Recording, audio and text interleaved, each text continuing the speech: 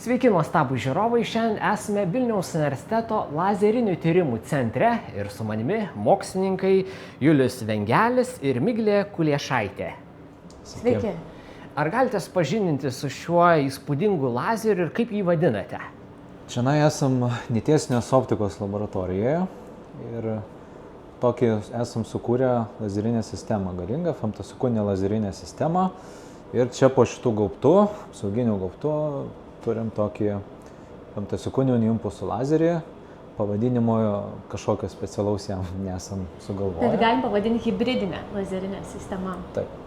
Hibridinė lazerinė sistema femtosekundinė, ar ne? Tokia, ar yra kažkoksai pavadinimas, kaip būna ten Lietuvos istorijos, ten veikėjam kažkokiem skirtiem, žinai, ar universiteto ten rektoriam pagerbti, ar dar kažkokiem įvykiam reikšmingam. Kaip suprantu, šitas lazeris yra vienintelis pasaulyje, ne, tokios sistemos niekur kitur nėra, ar ne? Tai va jūsų rankų darbo kūrinys, ne? Tai nėra lengva tokius dalykus sukonstruoti, jie yra unikalūs, ar ne?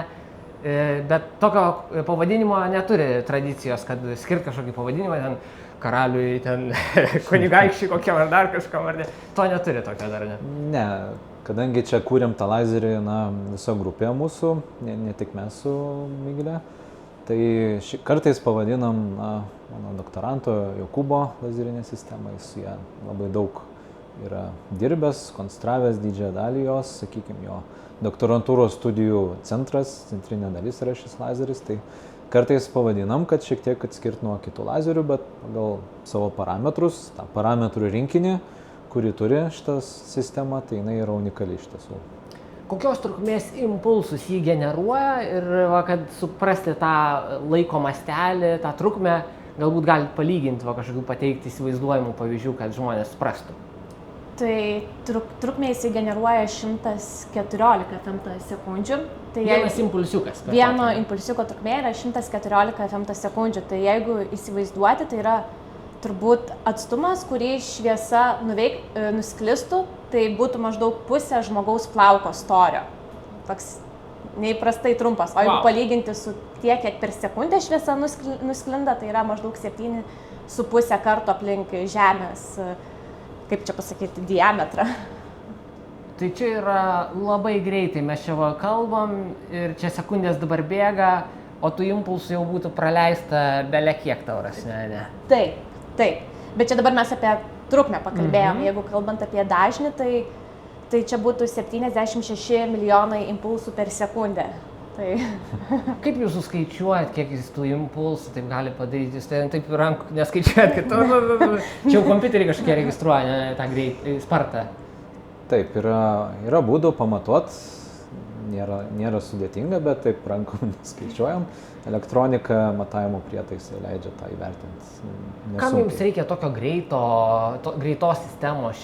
700 milijonų ten per sekundę, ne? Tai 76 milijonai.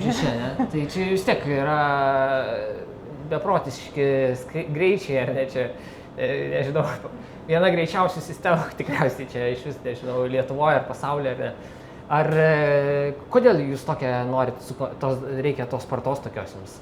Iš principo idėja mums davė tas pradinis arba užkrato, kaip vadinam, lazeris, visos konversijos lazerinis osciliatorius. Idėja buvo sukurti lazerinę sistemą, priedą, stiprintuvą, smarkiai sustiprinti jo spinduliuotę. Tai, sakykime, tą pasikartojimą dažnį, kiek impulsų per sekundę išspinduliuoja, užduoda jisai.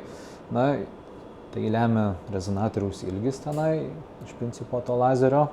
Jis yra gana didelis, tai ta trukmė yra proporcinga tam rezonatoriaus ilgiai. O kam to reikia, tai šviesos sąveikos su medžiaga, jinai priklauso nuo daugybės parametrų. Vienas iš jų, kiek tų impulsų per sekundę gali sąveikoti su medžiaga.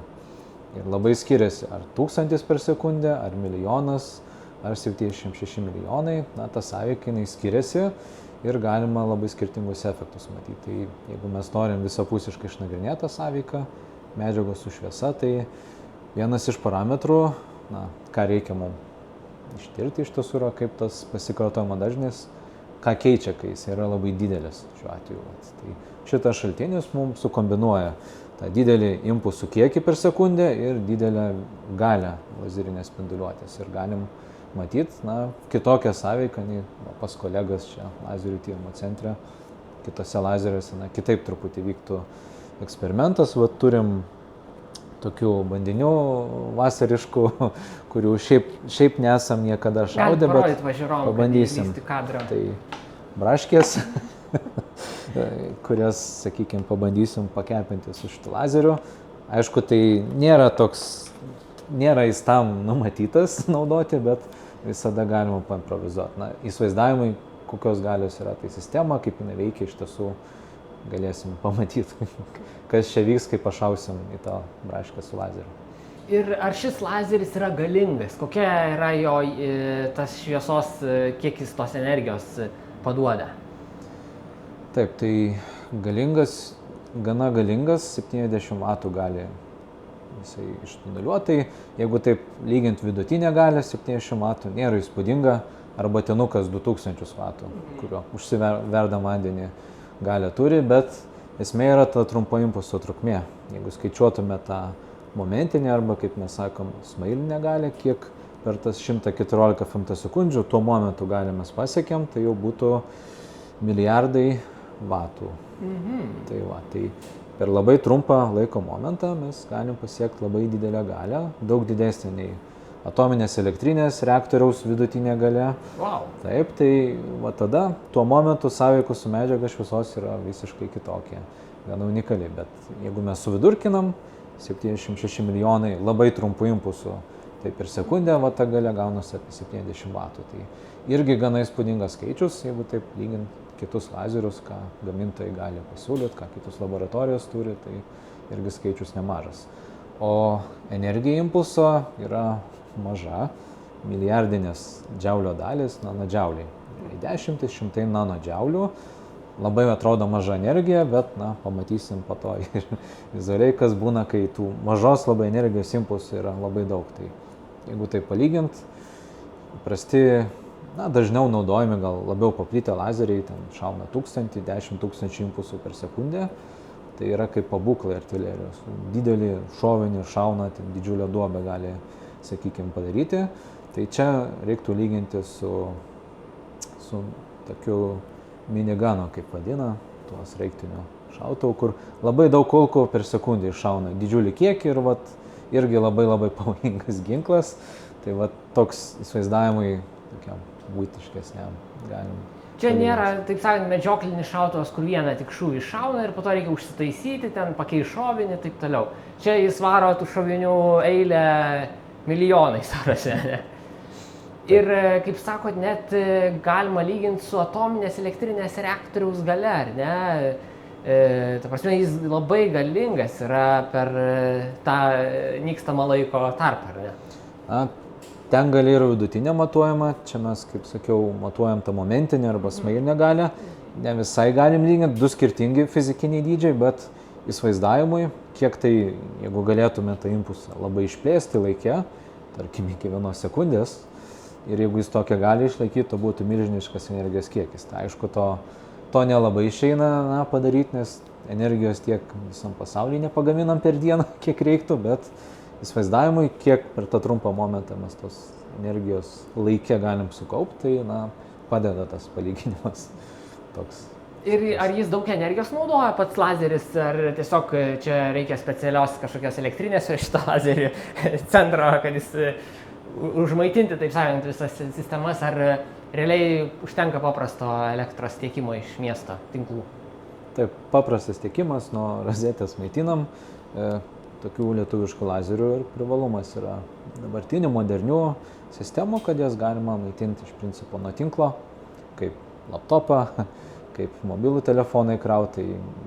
Elektros, aišku, suvalgo, bet tai yra pakankamai dar toleruojami kiekiai.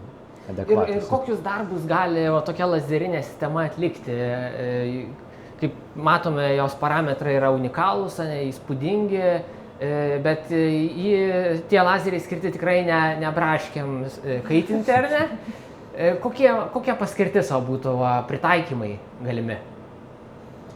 Tai dėl visų tų savo parametrų vienas iš dalykų, tarkim, vaizdinimui, tarkim, medicinoje, kokioje galime vaizdinimui stebėti visokius greitus procesus ir pamatyti net mažus ląstelių pokyčius.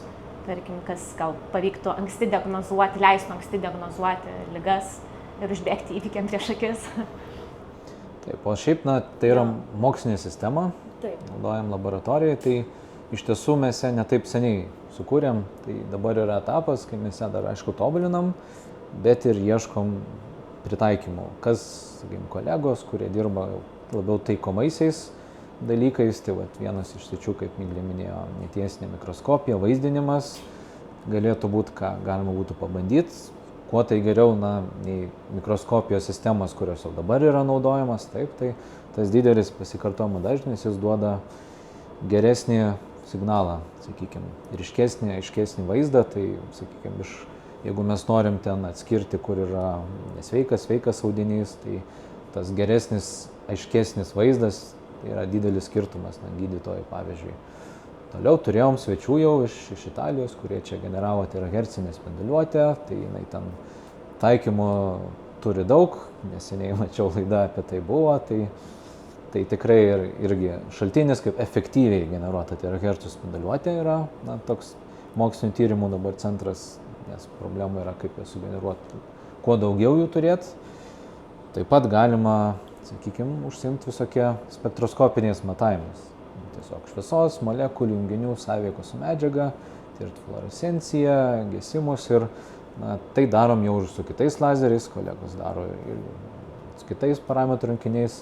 Šitas, ką mes tikimės, kad jis vėlgi galės duoti tą geresnį signalo ar fono, signalo ir triukšmo santykį, kas tą matavimą padarytų kokybiškesnį. Ir tas didelis impulsų skaičius, vienas impulsas, vienas sąveikos įvykis, jis duotų mums galimybę daug ir labai greitai atlikti tą matavimą. Nereiktų laukti, jeigu šaunam 10 impulsų per sekundę ir 76 milijonus, tai skiriasi tų įvykių skaičius sąveikos ir mes galim daug greičiau atlikti matavimą. Ir vėlgi gauti tą geresnį kontrastą, vaizdą ir, sakykime, tikimės, kad tokiu būdu ta sistema pasirodys pranašesnė už dabar esančias lazerių sistemas, jau naudojamas ir atras savo nišų pritaikymo. Ir kaip sakot, galima būtų įvairias molekulės stebėti, tyrinėti, ar ne? Tai jūs tą lazerio spindulį galite sufokusuoti į kažkokį bandinį, kuris būtų uždėtas, vos net ten kažkoks mėgintuvėlis su kažkokiom molekulėm ar dar kažkuo, ar ne? Ir jūs pašviestumėt. Ir galima kažkaip su detektorium po to užfiksuoti, kokie atspindžiai eina, ar ne, per tas molekulės, ar kaip galima tas tyrinėti tokius mažyčius dalykus labai. Yra toks reiškinys, liuminescencija bendrai vadinasi, konkrečiai molekuliam tai yra fluorescencija, kai mes sužadinam elektronų šuolius molekulėse ir tai leidžia, jos spinduliuoja charakteringo bangos ilgio, charakteringos spalvos spinduliuotę. Mes tą spinduliuotę galim surinkti, leisti prietaisus, vadinamas spektrometrais, kurie mums pasako tą, nustato bangos ilgį. Tai čia reikalingas papildomas prietaisas dar, ar ne? Taip, tai Bet šitas generuoja būtent apšviešiantį signalą, ne? Tada susižadina ir jūs tada registruojate su atskiru detektoriumi, ne? Tuos signalus. Taip. Aha. Ir ar galima čia tokius labai, kadangi tai labai didelė greitavika, ar ne? Galima labai greitai vykstančius procesus pagauti, ar ne? Ten cheminė reakcijų kažkokie vyksmai, ne? Taip. Iš principo, jeigu norim matyti gyvai tas reakcijas, tai yra sukurti tokie dar greitesni, atosekundinio trukmės lazeriai, tai jau labai sudėtingos didžiulės sistemos, kur jau turim tas impulsų trukmės, atosekundė tai yra dar femtosekundė apie 1000 kartų trumpiau realiai ir tenai jau galima stebėti, kaip elektronai, netiesiogiai stebėti, šokinėti tarp energijos lygmenų ir stebėti realiu laiku tą sąveikos, sakykime, procesus. Femtosekundžių laiko skaliai turim būtent molekulių būsenų, elektronų būsenų, sakykime, kitimus, kurios netiesiogiai per tą fluorescencijos šviesos emisijos trukmę, per kiek laiko ta šviesa užgesta, kiek laiko molekulė sužadinta šviečia ir užgesta, irgi galim pasakyti dalykų nemažai apie tą medžiagą, sąveiko jos cheminę struktūrą. Tai jūs galite atlikti fundamentaliuosius tokius tyrimus ir atrasti apskritai, nustatyti medžiagų savybės ar ne, ištyrinėti kažkokius fenomenus įdomius. Tiesiog tai yra moksliniai naujos žinios, ta prasme, ko mes iki šiol nežinom, jūs galite kažką atrasti ir po to gal ir Nobelio premiją kokią gauti. Šitas įrankis, mes kaip tikimės, bus tiesiog geresnis įrankis šitiem procesam tirti, nes daugybė mokslininkų ir Lietuvoje, ir pasaulyje tuo jau užsijima, aišku, spektroskopija, tyrimais. Tikimės, kad šita sistema bus tiesiog dar geresnis įrankis, padės ten greičiau, efektyviau padaryti ir, sakykime, tai, ko anksčiau su dabar naudojamom sistemom galbūt neišeina pamatuoti gerai ir išvengti kažko, su šita sistema pavyks padaryti. Tai va tokia mūsų viltis maža, kuri gal išaugs į kažkokį jau konkretų eksperimentą, kuris leis patvirtinti, ką mes sakom, ne tik mūsų svajonė, bet kad jinai virstų realybė. Ir dabar tai yra toksai sistema sumontuota ant šitų stalų, ar ne? Bet jos taip paprastai neperveši į ten kokį Kembridžo universitetą ar dar kažkur, ne? Tai jeigu jie norėtų panašią sistemą nusipirkti iš jūsų, ar ne, čia reikėtų įgyvendinti visą projektą, kad sukomplektuoti kažkokį korpusą, transportuojamą, miniaturizuoti galbūt kažkiek, ar kažkaip nežinau, kaip jūs, jeigu jūs norėtumėte tą mokslinę įrangą pardavinėti, ar ne, kitom įstaigom mokslo pasaulyje, ten CERNui, dar kažkam, NASA'ai, ar nežinau. Tai realiai taip ir būtų, ne? Tada būtų specialistai, dirbtų kad įdėti korpusą, viską priveržti, prisukti, nes čia dabar grinai padaryta jūsų naudojimui šitame pastate, o ne kažkur čia vežio dabar, ne? Na taip, čia vadinam taip prototipinė sistema, kaip veikiančios sistemos prototipas, gerai veikiantis. Čia turim vietos, tikrai gali atvažiuoti, atsivežti bandinius, aparatūrą ir taip. Ir svečiai jau iš Italijos buvo atvažiavę, atsivežė ir panaudojo. O aišku, prototipui virsti jau kažkokiu komerciniu produktu, kurį jau galima pardavinėti, vežiot, jau yra toks technologinis darbas, technologinis vystymas, sakykim, tokios sistemos, kad jinai pasidarytų dar mažesnė, kompaktiškesnė, gal kai kurie komponentai paprastesni galėtų būti ir atpigtų visa sistema, tai aišku, čia jau atskiras darbas. Turim fotonikos didžiulį pramonį Lietuvoje, tai galbūt ateityje, negaliu komentuoti per daug, bet gal kažką tokio ir išvysim. Dar kalbant apie tą medicininį pritaikymą, ar teisingai įsivaizduoju, kad čia gali ateityje, jeigu būtų tai atrastų pritaikymus ar ne, kad tokie lazeriai galėtų būti kažkur ligoninėse, kur tiesiog tada ateitų kažkokie mėginiai žmonių, ląstelių ar kraujo, ar dar kažkokie mėginiai ir čia pat gydytojai ar specialistai, laborantai tirtų, nustatytų ir kažkaip galima medicininius tokius tyrimus vykdyti, ar ne? Taip, teisingai suprantu, čia galima būtent ištirti kažkokias, aptikti virusus, ten bakterijas ar kažkokius patogenus, ar ten vėžinės ląsteles, ką čia galima būtų, kaip tai veiktų, va? Konkrečiai yra toks dalykas kaip netiesinė mikroskopija, vaizdinimas, jau taikoma, tik tai ten sistemos lazerinės šiek tiek yra kitokios dabar naudojamas, kai mes galime šviesti su lazerinė spinduliuotė ląstelės mėginį, vėžinės ląstelės mėginys ir nežinom... Odos apgamą paima kažkokį, ten nupjauna ir padeda po mikroskopu ir jūs čia apšviečiate, nes šituo tada. Taip, iš principo galima šviesti ir ką šitą sistemą, unikalūs jos parametrai duotų, tai būtent tą geresnį vaizdo, sakykime, kontrastą. Mes tikimės, kad tai gali pagreitinti, pagerinti tą kokybę, kad gydytojas tą nuotrauką pasidaręs, jisai galėtų, pavyzdžiui, aiškiau žvelgti tas ribas tarp vėžinių ląstelių ir sveikų ląstelių, kad pjūvis būtų tikslesnis, o ne, sakykime, su atsarga, ar kad blogiausias atvejis, kai ne viską išpjauna, tai kad tai būtų komponentas diagnostiniai įrangoje, nes lazeris šaltinis yra komponentas, kad jis būtų geresnis, efektyvesnis ir ta įranga veiktų geriau ir tobulėtų tas mokslas, sakykime, medicinos, vaizdinimo.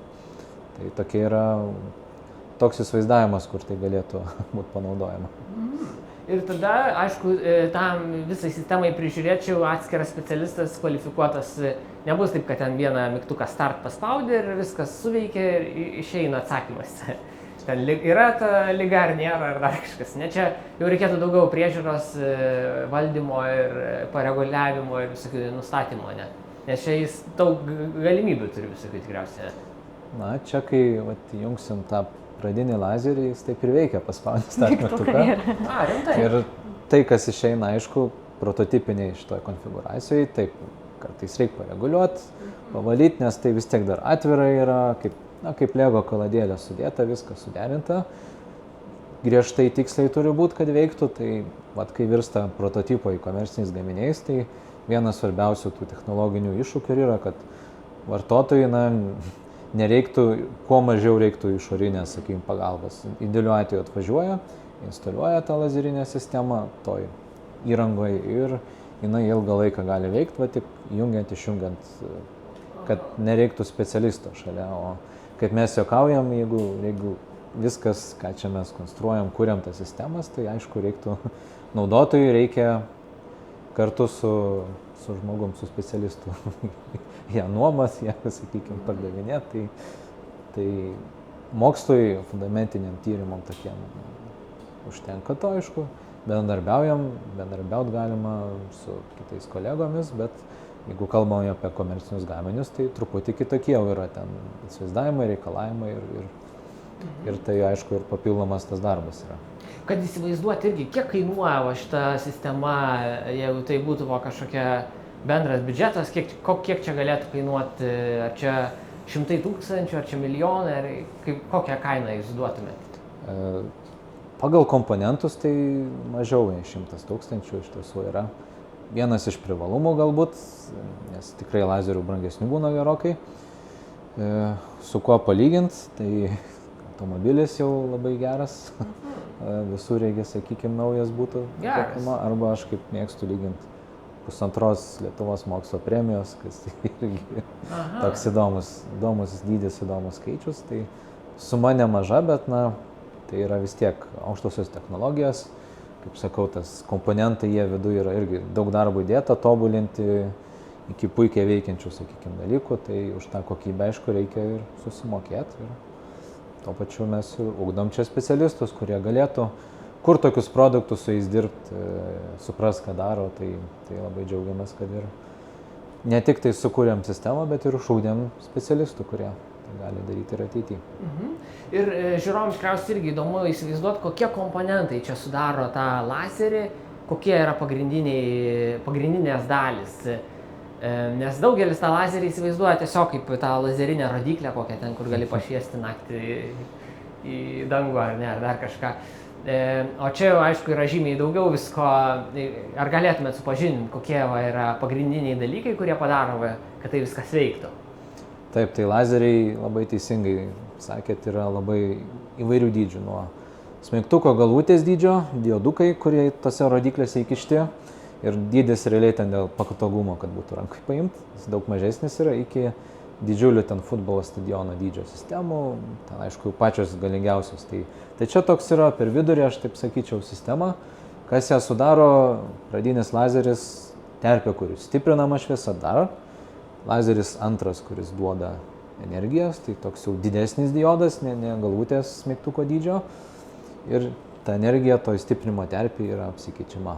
Pradinis lazeris iš diodo paima energiją ir yra krūva optinių elementų, veidrodžiai, lęšiai, difrakcinės gardelės, kurios manipuliuoja, naudoja lazerinių Tie veidrodžiai, lęšiai, galbūt gali čia kažką parodyti nuo stalo, kaip tai atrodo, tiesiog kaip padidinimo stiklai visokie, ar ne? Taip, tai čia turim veidrodį, vietoj optinį laikiklį, tenai tie laikikliai yra kitokie, dar labiau stabilizuoti temperatūros svyravimam. Taip, tai va. Ir jie taip įtvirtinti ir jūs prisuka tiksliai, kur turi būti, ar ne? Taip. Viskas išmatuota, ten milimetro tikslumu, kampai visokie sureguliuoti, visą kitą. Ten yra technikos, kaip yra užvesti, kaip tą impulsą mes galim valdyti. Ir kadangi tai yra didelės galios stiprintuvo, labai svarbu ir nepažeisti. Nes ta pati optika gali nuo didelių galių pasižeisti. Gali pradeginti patį stiklą, pralydyti, ta prasme. Pralydinti, sugadinti dangą, prikepti dulkes, tai reikia švarą palaikyti, reikia... Dėl to mes ir esam čia biški kažkokia ventiliacija, kažkokia zona yra švaresnė, ar ne? Švaresnė zona, ne švaros kambarys, bet švaresnė zona, labai teisingai pasakyta. tas gaubtas irgi nuo dulkių sėdančių saugo, kad ir jų čia yra mažiau. Ir ta visa švara reikalinga išsaugot optikai, sakykime, jo švarai ir tuo pačiu ta sistema tada gali veikti ilgą laiką, be trikdžių ir būti realiai taikoma. Ne tai, kad ten pusvalandį paveikia ir jau reikia reguliuoti. Tai iš tiesų veikia ilgai, veikia patikimai, matuota keletą parų, tai iš tiesų galima paruošta taikymai. Ir ar tie komponentai, ar čia daugelis tų visų konstrukcijų ir tų lęšių ir panašiai yra pagaminti Lietuvoje? Taip. Vienas iš sėkmės receptų, sakyčiau, Lietuvos lazerių mokslo, visos pramonės, kad mes daugybę dalykų galim pasigaminti Lietuvoje. Tai didžioji dalis komponentų, netgi mechaninė uždanga, kur matosi dėžutė, viskas čia pagaminta Lietuvoje. Yra viduje, ten kompiuteriai, kai kurie elementai yra užsienio gamybos, bet pagal proporciją, atsižvelgiant, kas čia per didelę sudėtingą sistemą, tai yra didžiulis kiekis, sakykime, įspūdingai didelis kiekis dalykų pagaminta čia Lietuvoje. Nes, pavyzdžiui, kaip žinome, dronai yra kuriami visokie tenais ir tiem dronam dažniausiai komponentai yra iš Kinijos, ar ne? Visokie ten varikliai, propeleriai, dar visokios ten elektronika. Tai čia iš principo didžioji dalis visko yra iš Lietuvos, ne? Taip. Pagaminta Lietuvoje. 90% ar dar kažkiek ten, ne? Čia reikėtų paskaičiuoti tiksliai, bet tikrai didelė dalis lietuviška. Taip. Geras, reiškia, čia yra būtent visų kolegos, jūs daugmaž galite sakyti, o čia va to, čia ta įmonė, čia visi savi, taip sakant, visas bendras tas ekosistema tokia Vilniuje, susikoncentravusi daugiausiai, kurie gamina tos viską. Ar jūs kažkaip būna, kad jūs reikia kažkokio specifinio to komponento ir būtent tada užsakot, kad man reikia tokio lęšio, būtent tokio ir jo niekas negamina, padarykit, čia pagal užsakymą. Ar jūs galite taip ir užsakyti, paskambinti ir susitart, kad paruoštų, ar ne?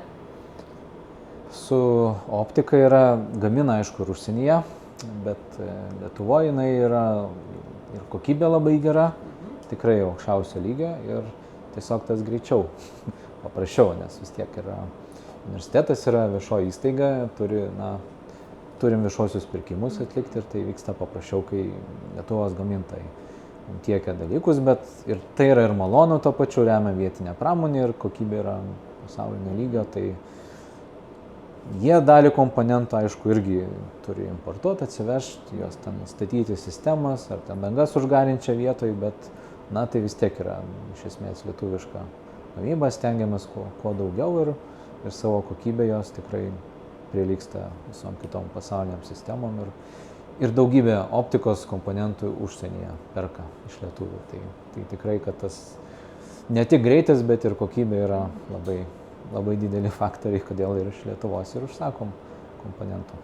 Ir ar galite papasakot, kaip vyko to lazerio kūrimas? Ar iš pradžių jūs kompiuterio brėžiniuose kažkaip dėlioja tos vizualiai, kur kažkas turėtų būti tos sistemos kažkokios, ar čia ant popieriaus lapo kažkaip braižot, kaip čia turėtų vaikščioti tie signalai? Kaip vyksta? Ar pirmiausia, iš vis reikia skaičiuoti, kažkokios lygtis dėliotis? Nes taip nėra, kad jūs atsinešat, pradedam. Kelias dėžes atsinešat šitų stikliukų visokių ir dėliojat, kur papuola ir po to žiūrit, kas gaunasi. Kaip vyksta kūrimas tas?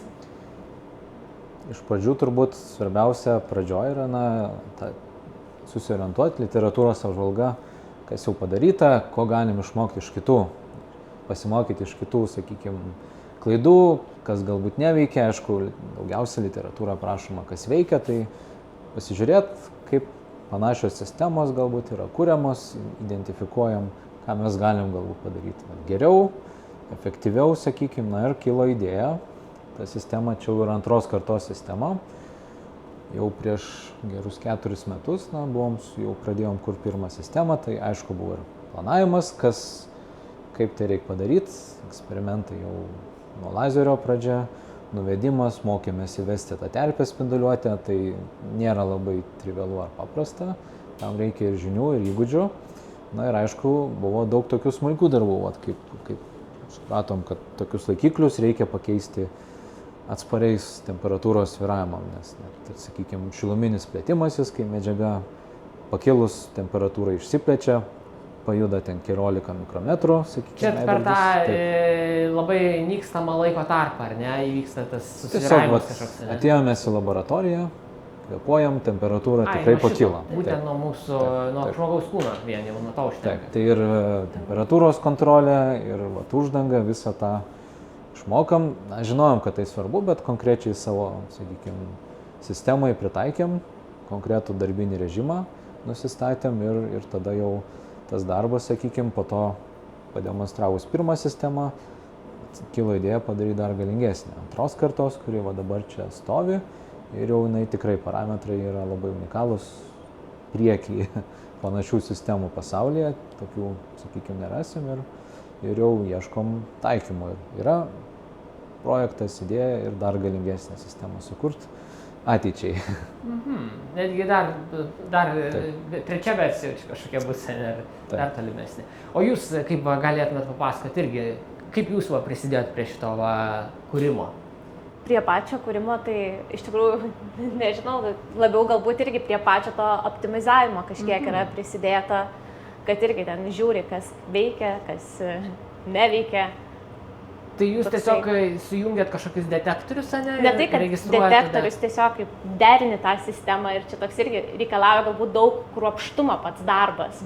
Toksai, nes nėra viskas taip paprasta, nėra taip, kad tu čia pastatysi ir viskas veiks. Nes, kaip suprantu, tie spinduliai eina tiesiai, ne, ir jūs po tos tais veidrodžiais visai pakreipiam ir tu vis tiek... Nukreipiat, ne, reikia sureguliuoti viską labai tiksliai, ne? Jo, ir veidrodžius, ir kitokius dar optinius elementus vis tiek čia naudojam ir labai daug ką reikia iš tikrųjų sukontroliuoti. Tai yra ne tik tai pluošto kryptį, bet ir ten, nežinau, polarizacija, bet daug dalykų.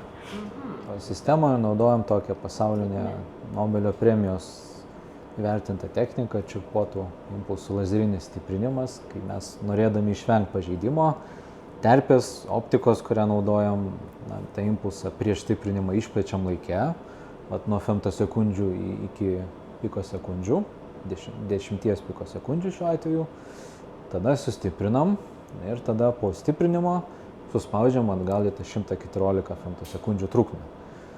Koks skirtumas, būtent ta momentinė galia, kai impulsas susispaudžia laike, energija ta pati, bet galia per laiko vienetą, laiko momentą gerokai išauga.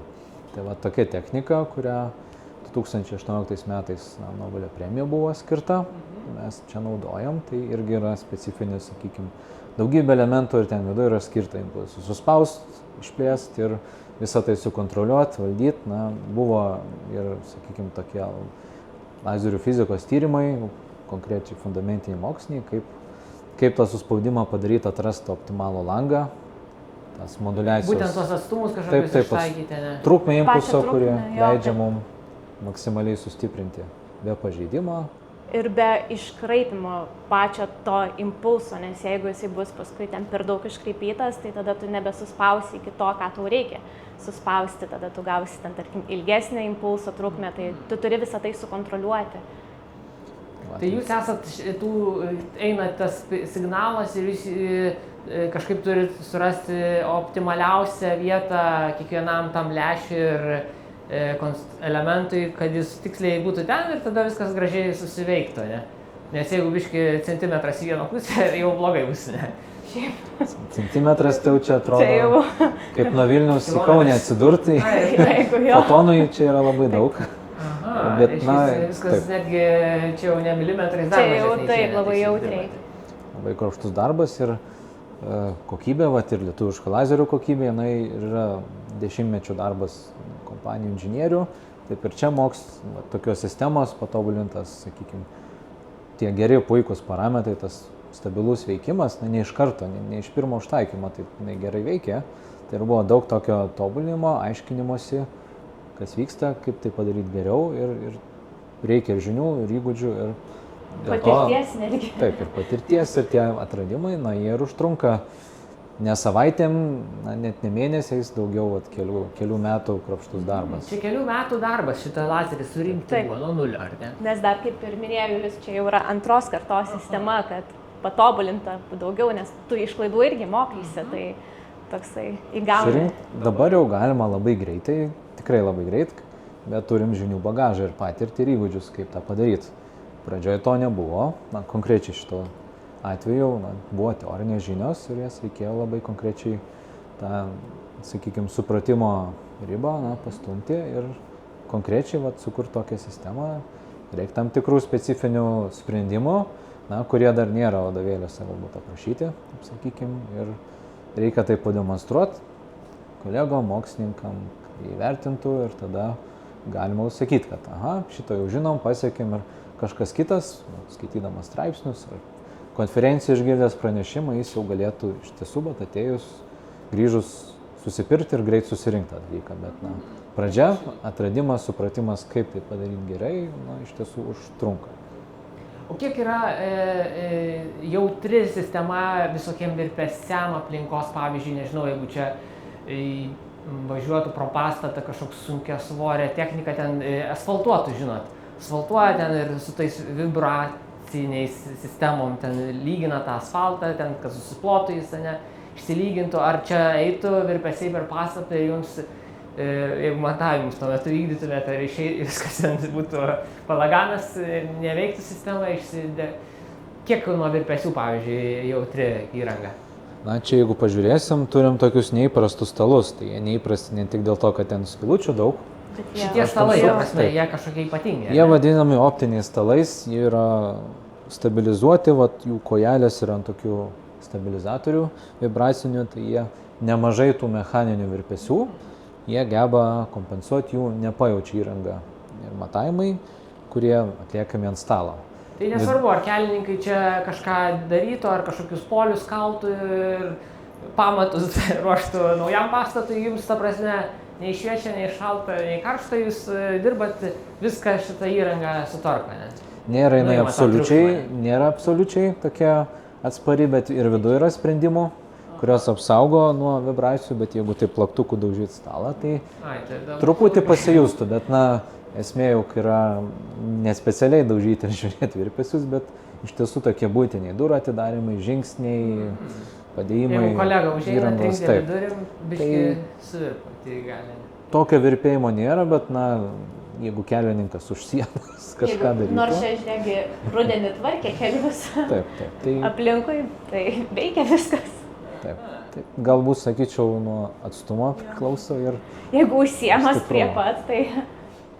Kaip jūs sprendžiate tas problemas ir iš ko semiatės įkvėpimo, kai grinai atsimušat į fundamentinius iššūkius, ir niekaip nepavyksta padaryti visko, kažkur pastringat ir tada galvojat, ką daryti, ar ne? O laikas eina, reikia judėti į priekį ir nesigauna, pavyzdžiui, vienai pabandot, kitai pabandot, nepavyksta. Ką darot, kaip kai į tokią bėdą įstringi mokslinę? Taip, tai mokslininko darbas tuo ir gražus, ir sudėtingas, ir unikalus, sakyčiau, kad turim tokių, jeigu kažkas nesigauna, tu turi pats ir galvoti. Taip, yra kolegos, aišku, labiau patyrę kolegos, kurie gali patart, bet specifiniam uždaviniam, kur tik mes užsiimam, tai patarimai bendro pobūdžio čia jau ne visada tinka. Tai reikia pagalvoti. Čia nepaklausti, taip sakant, klausimą. Būtų gerai, bet... Aš kaip mėgstu sakyti, ką mokslininkai veikia, tai ko čia GPT negali paaiškinti, nes tų žinių dar nieks neįkėlė ir tai nėra dar paskelbta vieša, aišku, ir priimta, kad taip ir yra, tai mes to ir užsiimam, tas žinias plečiam, stumiam tą žinojimo horizontą, sakykime, ir toks yra tas mokslininko darbas. Esam komanda, tai iš tiesų, kas nesigauna, tariamės, aišku, aiškinamės, kartais literatūrai gali rasti specifinių sprendimų, kartais patarimai pas kitas kolegos padeda, kartais tiesiog reikia ramiai pabūt, palsėti kitą dieną, žiūrėk, jau ta mintis sprendimas ateina. Kartais būna tiesiog techniniai sprendimai, kur tiesiog reikia laikiklį pakeisti geresniu, atsparesniu ir tai jau tada tampa tiesiog biudžeto klausimas ir aišku reikia suprasti tiksliai išsirinkti, ko tau reikia. Tai tokių iššūkių yra, ne tik tai tokių teorinių, kaip tą padaryti, bet ir praktinių ir, sakyčiau, tokių techninių, kaip tai konkrečioje vietoje, konkrečiai sistemai turi būti pritaikyta, kad veiktų gerai, patikimai ir viskas būtų, sakykime, tikslu ir labai ilgaamžiškai. Ir paskui dar tas įkvėpimas ateina iš to, kad kai tu įveiki tą iššūkį, ypatingai kai jis yra labai, labai sudėtingas, kažkokia problema, kuri atrodo, kad nežinau, kaip ją įspręsti ir kai tu ją perlipi, tai tiesiog labai geras jausmas, tai toksai, kur parodai, pavyko ir iš to irgi galbūt tas toksai įkvėpimas, bet kartais irgi yra labai svarbu pailsėti, ten jeigu jau vėlus vakaras, tai gali geriau eiti pailsėti ir tada jau su šviežia galva. Nes gali naktį, jeigu dirbsi čia nemiegojęs, negali pridaryti klaidų ir dar sugadinti kokius optinius elementus ar dar kažką. Ne? Taip, ir sveikatai, ir savęs sugadinti ir optinius elementus. Tai nebūna taip, kad jūs ten pirmą nakties čia dirbtumėte iki išnaktų. Man tai visko yra tekę būti. Visko tekę, bet... Būna ir viršvalandžių, visko būna, ne? Būna. Kartais vis tiek tas, jeigu koks ten tyrimas, jisai nelauks, tu žinai, kad šiandien veikia, nežinai, kaip bus rytoj. Tai kartais jau spaudi maksimumą, kol gali, kol viskas veikia. Bet paskui svarbu pailsėti. Ką patartumėte jauniems žmonėms, kurie norėtų dirbti lazerių pramonėje ar net rinktis lazerininko, mokslininko kelią, kaip jūs darbuojatės universitete, ar ne? Aš tai gal patarčiau nebijoti tų iššūkių, kad jie kaip tik įkvepia ir tave ir augina ir kad tiesiog nebijoti, jeigu įdomu, tai pirmyn. Labai teisingai pasakyta. Aš pridėčiau, reikia ir užsispyrimo kartais, kai iš karto nesigauna, ar kolegos skeptiški, kad gal čia to nereikia daryti, gal kažką kitą veikti, tai to užsispyrimo, tikėjimo savo idėją, savo jėgomis reikia ir neišsigas, jeigu kažkas tai iškart nesigauna, taip dažniausiai ir būna. Apie tai niekas straipsnių nerašo ir vadovėlių, kaip nesigauna, rašo, kas gaunasi, kas veikia. Tai čia tokia nutylėta mokslininko kasdienybės dalis yra, sakykime, kas po to ledkalnio viršūnės slepiasi, tai yra daug pamokų iš savo, sakykime, patirties, kiek turi nesigauti kartų, kol galiausiai, sakykime, gaunasi. Ir aš dar turiu irgi tokį patarimą, kad visą laiką reikia žingsnis po žingsnio. Tu įsikeli savo užduotį, padarai tą užduotį ir tada pradėjai galvoti apie kitą užduotį, nes jeigu pradedi galvoti apie viską, tai paskui būna, kad irgi per daug pasidaro, kas vyksta, kaip man viską įveikti, tai ne, kad žingsnis po žingsnio, kažkaip tas padeda. Mažai žingsneliais, ta prasme. Jo, mažai žingsneliais. Laiptai į žvaigždės. Kantrybės, atkaklumo ir tas, kaip atrodo maždaug ta kasdienybė, dirbant ir kuriant tokią sistemą, ar tai yra daugiau darbas prie kompiuterio ir kažkokie modeliavimai, skaičiavimai, ar labiau kruopštus darbas su būtent šitais reguliavimais, nustatymais prie stalo, bandant suprasti, kaip čia viskas vaikšto, ar pavyksta, ar nepavyksta, kaip atrodytų. Manau, kad priklauso irgi nuo žmogaus, nes yra, pavyzdžiui, teoretikai, tai jie tada didžiąją dalį laiko praleidžia prie kompiuterio, jeigu tu eksperimentatorius didžiąją dalį laiko praleisi prie stendo, bet aišku vis tiek reikės ir prie kompiuterio pasėdėti, rezultatus analizuoti, suprasti, kas vyksta. O šiaip tai komandinis darbas, tai tikrai nieks nesiveikia, kad vienas žmogus viską padarys.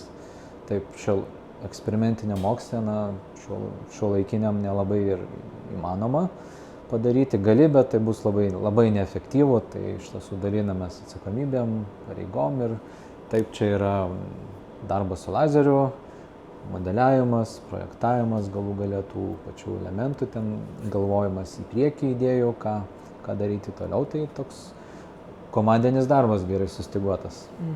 Ir ar, kaip minėjau, tai yra jau prototipas, jis veikiantis ar ne, išbandytas, planuojat ir kurti dar geresnį lyg ir trečią versiją ar ne, bet ar yra minčių būtent komercializuoti ar kažkaip užpatentuoti ir jau pradėti kažkokią gamybą masiškesnę, būtent bendradarbiaujant su lietuvių irgi kitom įmonėm gamintais, kurie gamina ne tuos lazerius, ar yra kažkoks susidomėjimas iš pramonės, kad tokių lazerių reikėtų kitų šalių mokslininkam ar ligoninėm tom pačiom ar kitom įstaigom?